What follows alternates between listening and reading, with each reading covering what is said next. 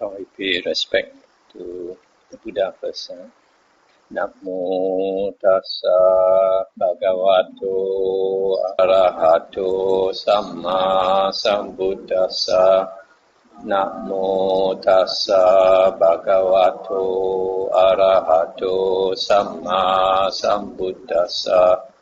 Namo tassa bhagavato arahato samma sambuddhassa. Okay, today, the 12th of July 2009, we are starting on the Samyutta Nikaya Suttas, and you see how many suttas we can complete in this 3 months Vasa. Hopefully we can cover most of the suttas, but I will try to speak on these suttas every night. But the problem is, when you talk 1 hour of the suttas, you need a few hours of preparation. So I don't know whether every day can prepare or not. Last time when I did the Anguttara Nikaya, it was like 1 talk a week. So I had 1 week to prepare, and now I have only a few hours every day to prepare. So anyway, we will try our best.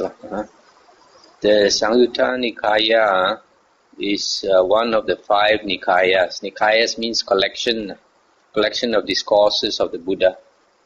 Okay, so now we start again. This Samyutta Nikaya is one of 5 Nikayas. Nikayas means collections of the Buddha's discourses. And Samyutta means yoke together or group together. So Samyutta Nikaya then can be said to be topically group discourses.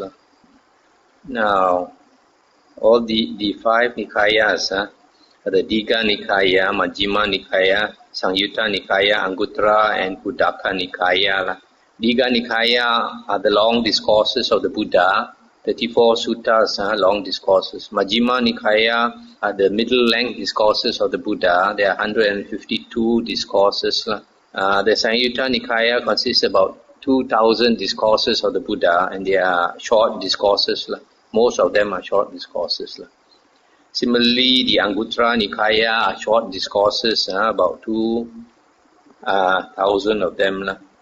And the Kuddaka Nikaya is a collection of discourses that were compiled later. It's called Kuddaka means minor collection, but over the years it has grown with the addition of more and more books until it has become the major collection. The Samyutta Nikaya is sometimes said to be the oldest of the Nikayas and the most important. Why is it the most important? Because the Buddha's teachings are concerned with enlightenment or liberation. And actually there's only one path to liberation, the Noble Eightfold Path taught by the Buddha. Now this Noble Eightfold Path, if it is expanded, can be said to be the 37 Bodhipakya Dhammas. Bodhipakya Dhammas means the requisites of enlightenment. And the Buddha has stated in several discourses that the core of his teachings are found in these 37 Bodhipakya Dhammas. The essence of his teachings, the most important part of his teachings.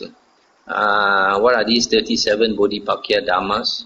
First you have the 4 right efforts, Samappadana, then the 4 intense states of recollection, Satipatthana, the 4 bases of psychic power, Iddhipada, the 5 faculties, Indriya, the 5 powers, Bala, the 7 factors of enlightenment, Bojjhanga, and the Noble Eightfold Path, Arya Atangika Magga.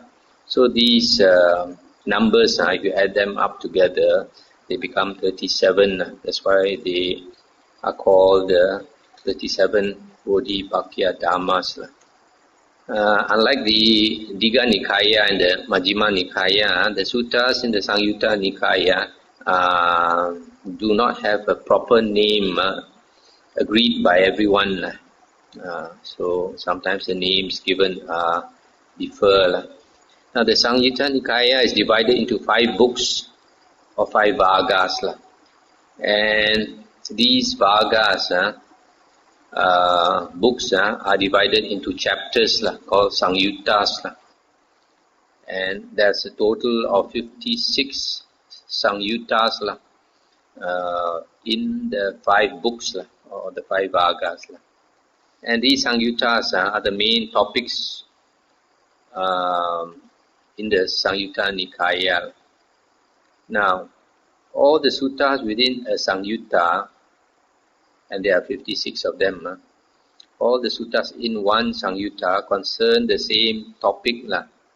For example, the first one, Devata Samyutta, all the suttas there are compiled, they have something to do with Devata. And then, for example, the 47th Samyutta is the Satipatthana Samyutta.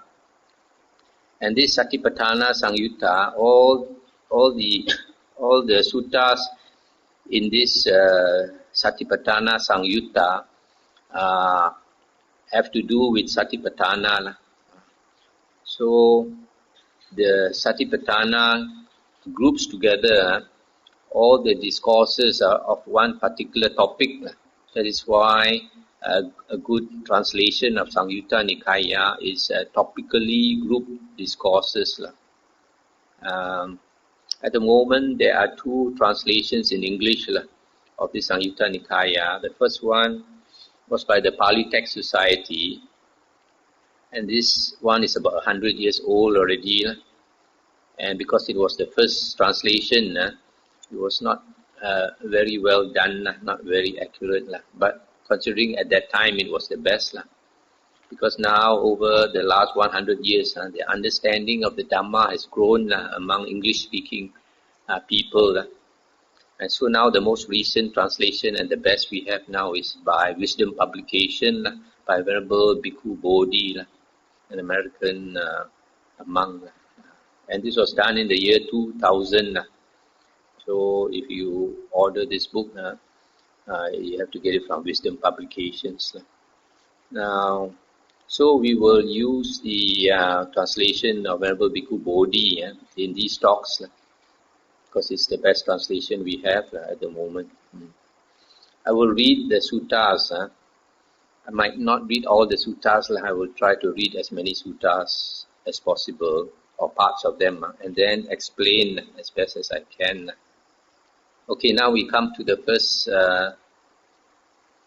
Samyutta, or the first book first. We come to the first book. It's called the Saggata Vagga. And according to the introduction in this book, the Saggata Vagga is so called because all the suttas in this book contain verses. Verses meaning gata, at least one, usually more.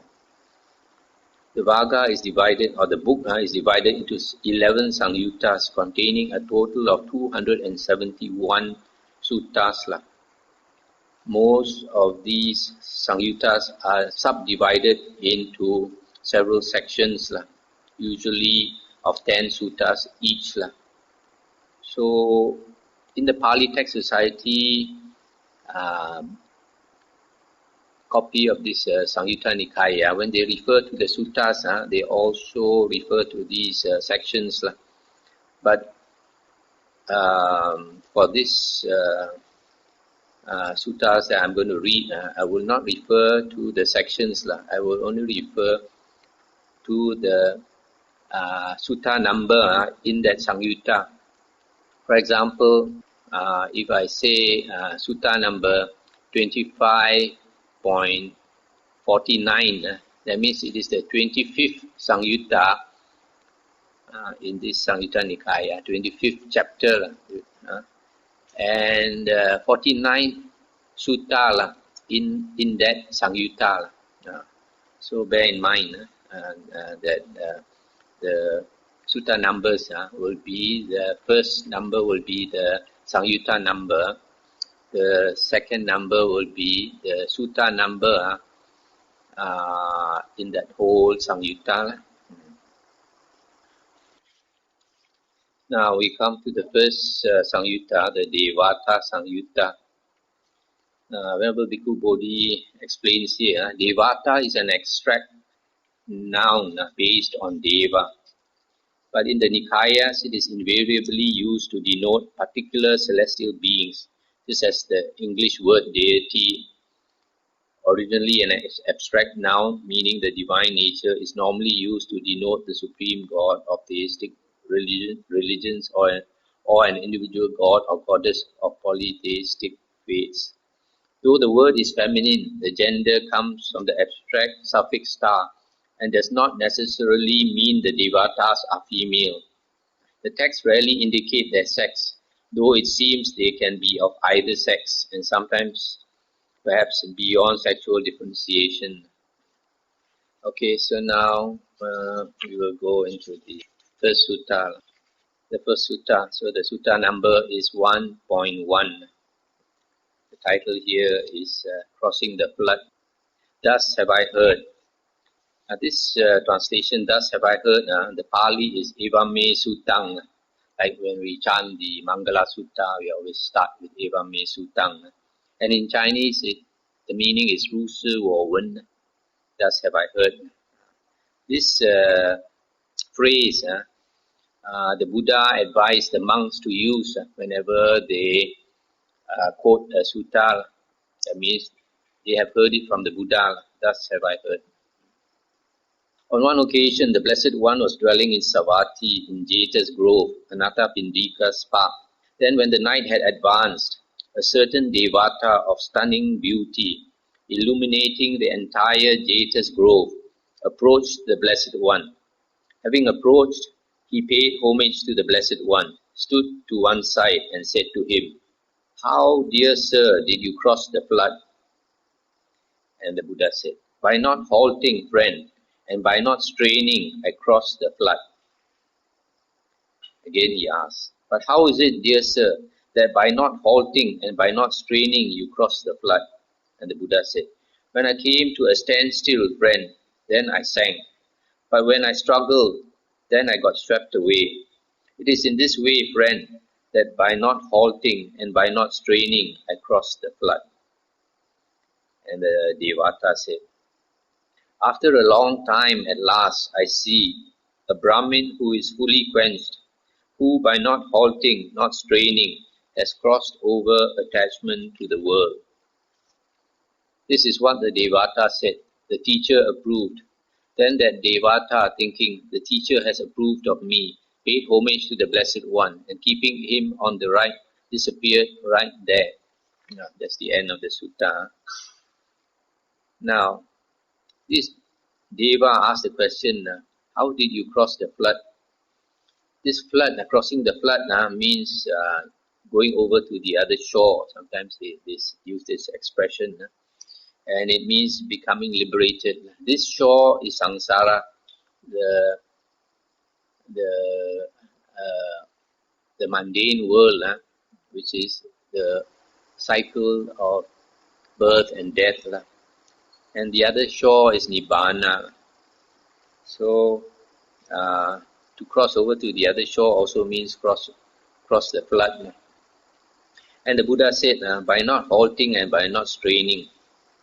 Another translation you can use is by not standing still and not striving hard across the flood. And then he asks, how is it by not standing still and not striving hard? The Buddha said, when I came to a standstill or when I stood still, then I sang. But when I strove hard, then I got whirled about. This is another translation. I got whirled about. It is in this way, friend, that by not standing still and not striving hard, I crossed the flood. So what the Buddha means is that he practiced a middle path. In the beginning, when the Buddha used effort to struggle, to seek liberation, he used excessive effort. And he used excessive effort to the extent that he underwent various types of ascetic practices, extreme ascetic practices.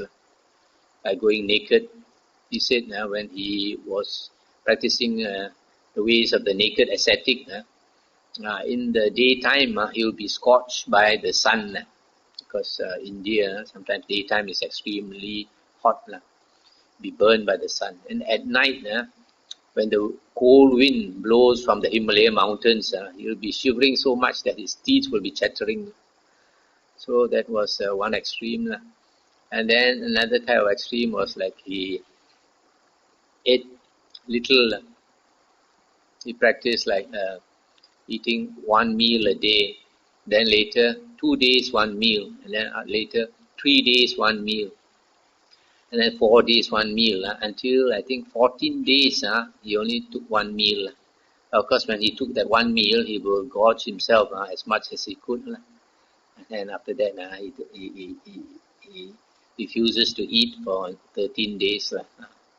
So when he tried this type of practice and he found that it did not bring him enlightenment, then he abandoned it. Then he tried something else. Then he tried like eating less, eat every day, but eat less. And eat less and less and less until he ate 1 grain of rice a day. Nothing else. 1 grain of rice a day. Because his desire to become liberated was so strong. So, in the explanation of the Noble Eightfold Path, it is said, or the Four Noble Truths, it is said that the cause of suffering, dukkha, is craving, and one of the cravings is craving for existence and craving for non-existence. So in this case, his craving for non-existence, that means to be liberated from this world, was excessive. So it is a cause for continued existence, because if a person uses too much effort, then he is not cool. Nibbana is a state, a cool state. So to reach Nibbana, the cultivator has got to be cool. So when you use too much effort, the mind is very agitated. The desire is too strong. So that's why he said when he strove too hard, he got whirled about. It's like in a whirlpool. But when he did not use any effort at all, then he sang. So without these two extremes of no effort and too much effort, he practiced the middle way. That means the path to liberation is by making effort, but not to have too much desire. It's always said that when we practice the holy path, we make the effort, but don't be too ambitious for the result. The result will come naturally when we practice the right way and we let go of our attachments, which includes, of course, the desire to be liberated. Now, the second sutta at Savatthi. When the night had advanced, a certain Devata of stunning beauty, illuminating the entire Jeta's grove, approached the Blessed One. Having approached, he paid homage to the Blessed One, stood to one side and said to him, "Do you know, dear sir, emancipation, release, seclusion for beings?" And the Buddha said, "I know, friend, emancipation, release, seclusion for beings." "But in what way, dear sir, do you know emancipation, release, seclusion for beings?" And the Buddha said, "By the utter destruction of delight in existence, by the extinction of perception and consciousness, by the cessation and appeasement of feelings. It is thus, friend, that I know for beings, emancipation, release, seclusion." So here the Deva is asking the Buddha whether the Buddha knows the path to emancipation or liberation. And the Buddha says he knows. And the Deva asked him to explain. And the Buddha said, first, the utter destruction of delight in existence. But for you to achieve that, you got to see dukkha in existence. If you realize that existence is dukkha, suffering, unsatisfactory. That is one condition. And then the other one, the Buddha said, extinction of perception and consciousness, and cessation and appeasement of feelings. Normally in the suttas, the Buddha talks about a state, nirodha, cessation, which also means a cessation of perception and feeling. But when there is cessation of perception and feeling, it also means cessation of consciousness, because all these come together. So, if a person can come to that state where consciousness, perception and feeling ceases, then that is liberation. Because this world is the world of the six consciousness. And our six consciousness, the seeing consciousness, the hearing, smelling, taste, touch and thinking consciousness arises, then the world arises. So Nibbana is a state where consciousness ceases, and together with it feeling and perception, so that the world ceases entirely. The third sutta, 1.3, at Savatthi, standing to one side, the Devata recited this verse in the presence of the Blessed One. Life is swept along, short is the lifespan. No shelters exist for one who has reached old age. Seeing clearly this danger in death, one should do deeds of merit that bring happiness. And the Buddha said, life is swept along, short is the lifespan. No shelters exist for one who has reached old age. Seeing clearly this danger in death, a seeker of peace should drop the world's bed. That's the end of the sutta. So here the Deva recited 4 verses, and the Buddha in reply, the first 3 verses the Buddha copied him, but the last one the Buddha said, the seeker of peace should drop the world's bed. Whereas the Deva said, one should do deeds of merit that bring happiness.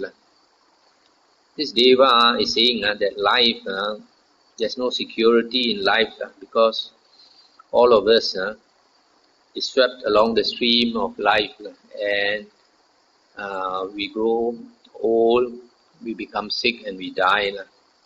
So he said, seeing this danger that we have to die, that we should do deeds of merit that bring us to a good rebirth, bring us to a happy state of rebirth. But the Buddha said, if you can see that life is such that in every state of rebirth, you have to grow old, you have to become sick and die, then a real seeker of peace, that means permanent peace, should drop the world's bait. The world's bait means all the worldly pleasures that entice us to prolong our existence. We want to exist in this world because there is happiness in this world. If there is no happiness, nobody would want to live in this world. But at the same time that there is happiness, there is also suffering in this world. So because there is suffering, that is the reason why we want to seek for liberation out of existence. But happiness and suffering is such that however much happiness you experience is never going to be enough. You are never going to be satisfied. Whereas when we experience dukkha, suffering, even a little bit, we find it so hard to stand, so hard to bear, we can't tolerate it. So because of that, that's why we seek liberation. And as we grow through life, as we go through the round of rebirths, we become more spiritually mature until we one day, because of so much suffering, that one day we look for a way out of samsara, out of this round of rebirths. Albert, can you please turn? The fourth sutta, 1.4, at Savatthi also. Standing to one side, that Devata recited this verse in the presence of the Blessed One. Time flies by. Time flies by. The nights swiftly pass. The stages of life successively desert us. Seeing clearly this danger in death, one should do deeds of merit that bring happiness. And the Buddha said, time flies by. The nights swiftly pass. The stages of life successively desert us. Seeing clearly this danger in death, a seeker of peace should drop the world's bait. So here again, the Buddha replied to this Deva by imitating, copying the first three verses. And then the last one, the Buddha said something different. We find these Devas, they encourage people to do deeds of merit for the very simple reason that in the previous life they did a lot of meritorious deeds. That's why they were reborn in heaven.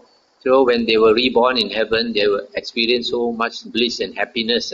That's why they think that's the best way, that everybody should do deeds of merit and be reborn in heaven. But the Buddha, with a higher wisdom, sees that even this happiness in heaven is impermanent, that it will pass away.